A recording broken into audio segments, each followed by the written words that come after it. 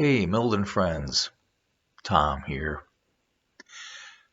Today is Saturday of Holy Week. This is a day that um, often is not really talked very much about. Holy Week has lots of activity, biblically speaking, from Palm Sunday through Easter. There's lots of passages that talk about things that happen, but Saturday seems to be bereft of all passages. Actually, that's not quite true, and we'll get back to that in a minute. But by and large, Saturday is, as we tend to perceive it, the day that Jesus is in the tomb. It is a day of quiet. It is the Sabbath. And the disciples themselves are not very active at all. In fact, they're quite despondent. They are despairing. They are dispersed. They are sheep without a shepherd. And they don't know what to do. They don't know where to turn. And so they're waiting. Not sure what they're waiting for, but they are waiting.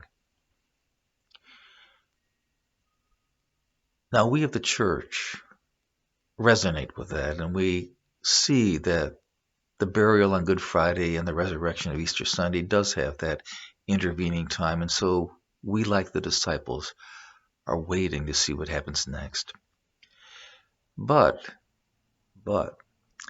this is not to say that it was a day of total quiet. The one passage that refers to an activity on Saturday is in the end of Matthew, and I've included that in the email. It's a short passage, so let me share it with you now. It's Matthew 27, verses 62 through 66, and it says, "The next day, that is the day of preparation, the chief priests and the Pharisees gathered before Pilate and said, 'Sir, we remember what that impostor, Jesus, said while he was still alive, that after 3 days I will rise again. Therefore command that the tomb be made secure until the 3rd day, otherwise his disciples may go and steal him away and tell the people he has been raised from the dead. And the last deception could be worse than the first.' Pilate said to them, 'You have a guard of soldiers. Go, make it as secure as you can.' So they went with the guard and made the tomb secure by sealing the stone." You know, we hear a lot today about the politics of suspicion and conspiracy. It's nothing new, is it? The Pharisees and the chief priests were worried about a conspiracy of the disciples to manipulate.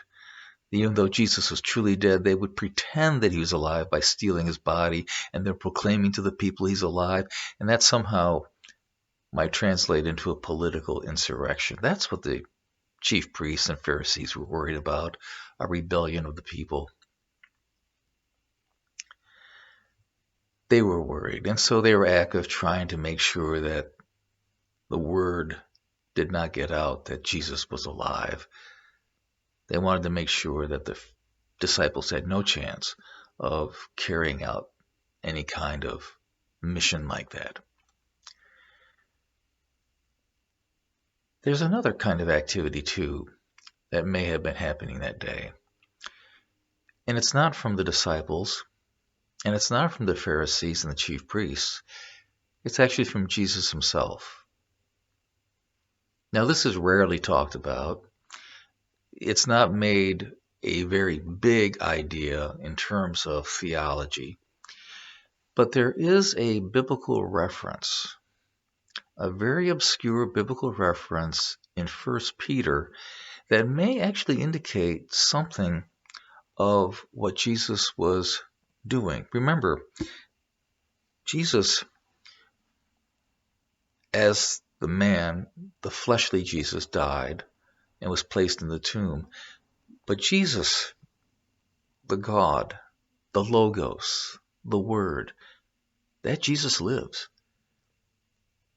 And here in this Peter passage, we hear these words.